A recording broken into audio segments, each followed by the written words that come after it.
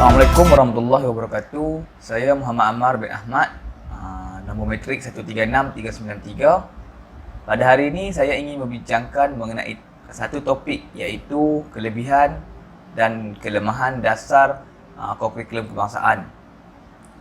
Sebelum tu, saya ingin jelaskan apa itu kurikulum. Kurikulum ini secara umumnya adalah satu aktiviti yang dijalankan di luar bilik darjah ataupun selepas tamatnya waktu persekolahan. Aktiviti kurikulum ini terdiri daripada 3 gerak kerja utama, iaitu sukan dan permainan, badan beruniform dan kelab dan persatuan. Aktiviti sukan ni seperti bola sepak, sepak takraw, badminton dan sebagainya. Badan beruniform ni seperti pengakap, kadet remaja sekolah, kadet polis dan sebagainya. Begitu juga dengan kelab dan persatuan seperti kelab badminton, kelab bahasa Melayu, kelab bahasa Inggeris dan sebagainya. Seterusnya, mengenai dasar kurikulum kebangsaan. Dalam dasar kurikulum ini terdapat 5 dasar utama dan juga beberapa dasar sokongan. Dalam dasar utama, yang pertama, kegiatan kurikulum adalah sebahagian daripada kurikulum kebangsaan. Kurikulum kebangsaan ini satu program pendidikan yang termasuk kurikulum dan kegiatan kurikulum yang merangkumi semua pengetahuan, kemahiran, norma nilai, unsur kebudayaan dan kepercayaan untuk membantu perkembangan seseorang murid dengan sepenuhnya dari segi jasmani, rohani, mental dan emosi, serta untuk menanam dan mempertingkatkan nilai moral yang diingini dan untuk menyampaikan pengetahuan dalam diri pelajar tersebut. Okay, dalam dasar yang kedua, penyertaan murid dalam kegiatan kurikulum ini wajib.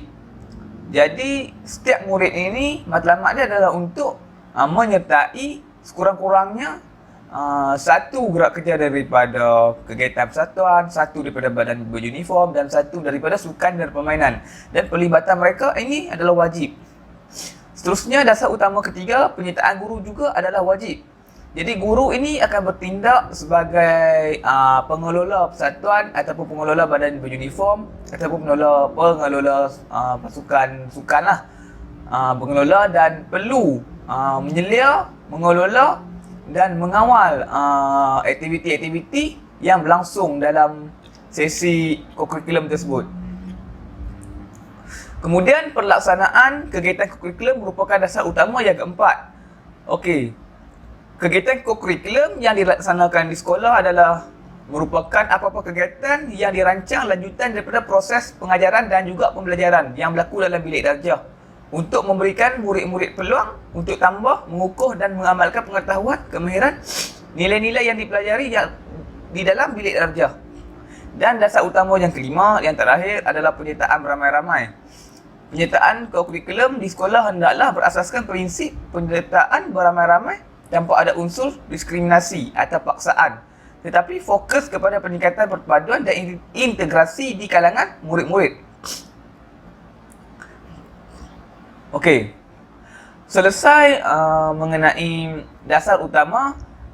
Selain dasar utama, terdapat juga beberapa dasar sokongan. Namun untuk dasar sokongan ini saya tidak ingin berbicarakan dengan lebih lanjut.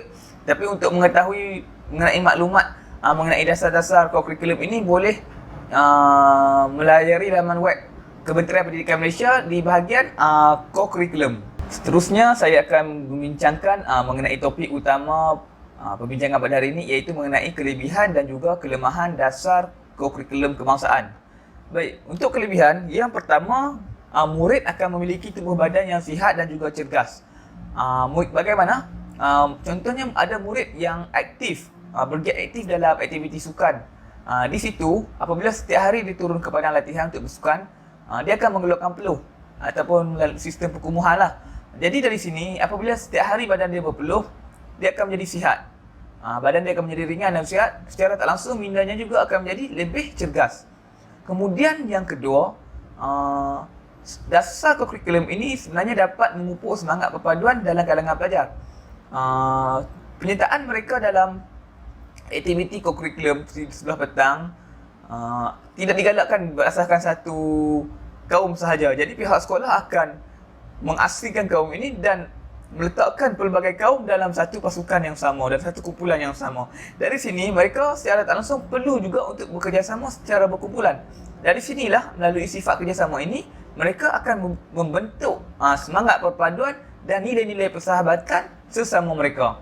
Kemudian yang ketiga, dasar kokurikulum ini dapat mengembangkan potensi seseorang pelajar. Contohnya pelajar yang minat untuk berpidato kan. Jadi dekat sini apabila dia menyertai kelab pidato contohnya, kemudian hari-hari dia berlatih untuk berpidato untuk pergi ke pertandingan pidato. Di sini sebenarnya pelajar tersebut telah berjaya mencungkil bakat yang ada dalam diri dia, potensi yang ada dalam diri dia. Dari sini apabila setiap hari dia berlatih dan pergi ke pertandingan, dia akan menjadi seorang yang petah berkata-kata, kemudian mampu untuk memberikan idea dan bercakap di hadapan orang ramai tanpa rasa malu. Begitu juga dengan pasukan bola sepak, pelajar yang menyertai badminton, sepak takraw ataupun badan beruniform. Mereka ini sebenarnya secara tak langsung telah berjaya mencungkil bakat yang ada dalam diri mereka. Kemudian yang keempat, penting dalam merealisasikan falsafah pendidikan kebangsaan. Kenapa dasar kurikulum ini penting untuk merealisasikan falsafah pendidikan kebangsaan ini? Sebabnya falsafah ini mementingkan semangat kewarganegaraan dan juga perpaduan dalam kalangan kaum. Jadi seperti yang saya sebutkan tadi, aktiviti yang diadakan ni akan melibatkan pelbagai kaum. Jadi mereka memang perlu juga wajib untuk bekerjasama sesama mereka bagi mencapai, mungkin ada matlamat untuk menang, untuk mendapat pingat emas dan sebagainya. Dari sinilah mereka akan membentuk semangat perpaduan sesama mereka. Jadi kenapa dasar kurikulum ini penting? Sebab inilah mewujudkan selain dalam kelas, di luar kelas juga mereka ni diminta untuk bekerjasama sesama mereka.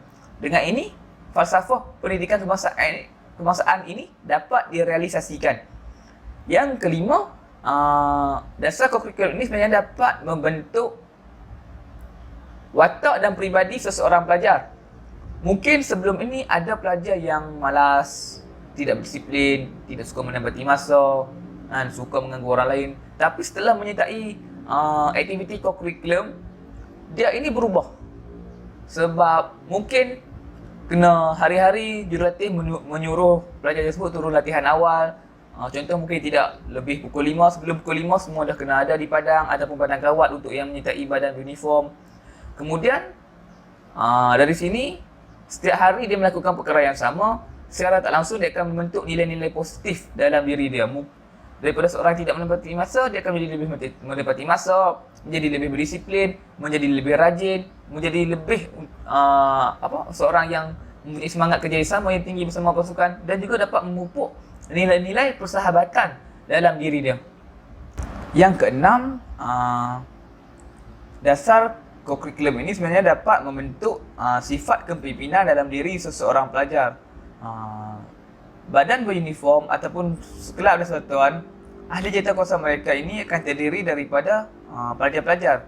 Dia ada pelajar yang akan dilantik sebagai pengurusi, timbalan pengurusi, setiausaha dan sebagainya. Manakala guru akan bertindak sebagai guru pembimbing. Dari sini sebenarnya murid-murid ni telah dilatih ataupun dilatih sejak bangku sekolah lagi untuk menjadi seorang pemimpin.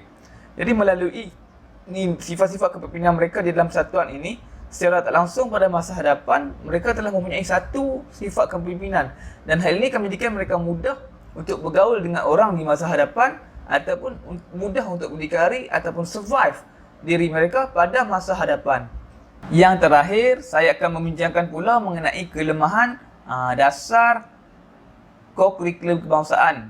Yang pertama, pelajar akan mengutamakan kegiatan kurikulum berbanding pelajaran di sekolah. Okey, ada sesetengah pelajar ini dia ketumpukan perhatian dia kepada bidang kurikulum.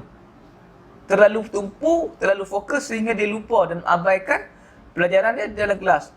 Jadi hal ini akan menyebabkan keputusan peperiksaannya ataupun keputusan akademiknya merosot. Seterusnya, yang kedua, ada pelajar yang menipu ibu bapa mereka. Ada pelajar menggunakan alasan okey di sebelah petang untuk tidak datang ke sekolah sebenarnya. Sebenarnya dia beritahu ibu bapa dia bahawa okey petang ni ada kurikulum. Padahal dia tidak datang pun ke sekolah, sebaliknya dia melencong ke tempat lain untuk melepak, ponteng sekolah, menghisap rokok, pergi merempit dan sebagainya lah dengan melakukan aktiviti yang tidak bermanfaat tanpa pengetahuan ibu bapa dan juga guru-guru di sekolah. Yang ketiga, dasar kurikulum ini sedikit sebanyak akan membebankan tugas guru. Guru akan terbeban kerana di sebelah pagi mereka akan bertugas sebagai pendidik untuk mengajar silibus-silibus dalam bilik darjah.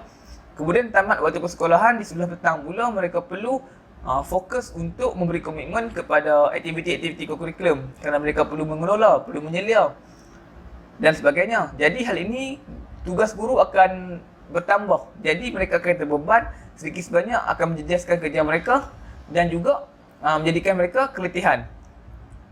Yang keempat, murid tak mampu didedahkan dengan semua aktiviti kurikulum. Ini mungkin berlaku di sekolah-sekolah di luar bandar lah. Mungkin ada sekolah yang kurang kemampuan. Jadi pihak sekolah tak dapat menampung kos sepenuhnya. Jadi murid-murid ini sebenarnya tak dapatlah untuk menyertai keseluruhan aktiviti kurikulum. Mungkin seperti aktiviti-aktiviti luar, seperti aktiviti lasak, seperti pergi berkayak, mendaki gunung dan sebagainya. Yang kelima, sumber kewangan yang terhad. Okey, ini pun menjadi salah satu faktor lah yang menyumbang kepada kelemahan dasar kurikulum ini. Mungkin ada sekolah yang sumber kewangannya tidak cukup ataupun terhad.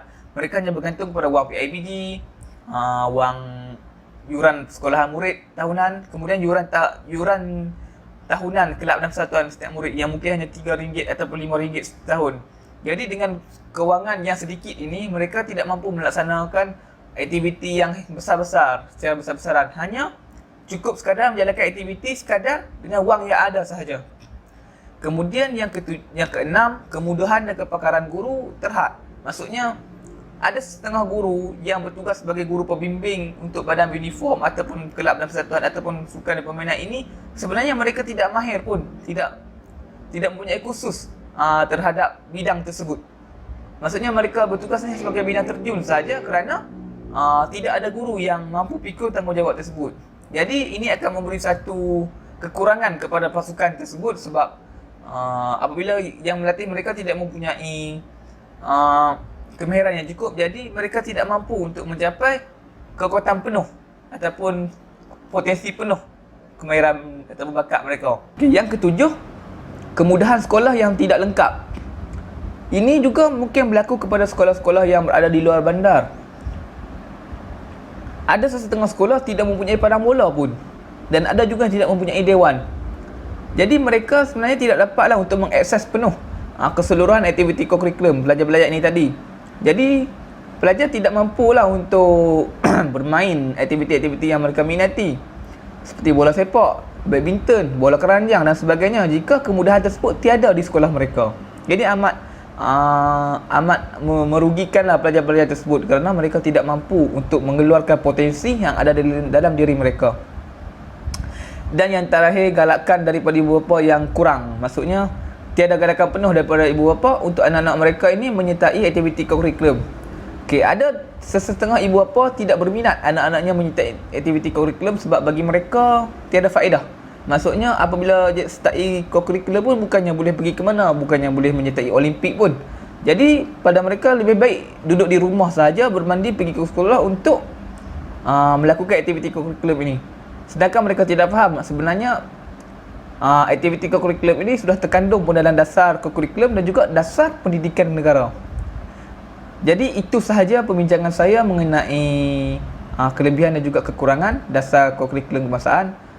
Kesimpulannya sebenarnya dasar kurikulum ini mempunyai banyak manfaatnya dan sebab itulah ia dilaksanakan di sekolah. Dan mengapa kerajaan begitu menekankan dasar kurikulum ini untuk dilaksanakan di peringkat sekolah rendah lagi. Jadi itu sahaja dari saya.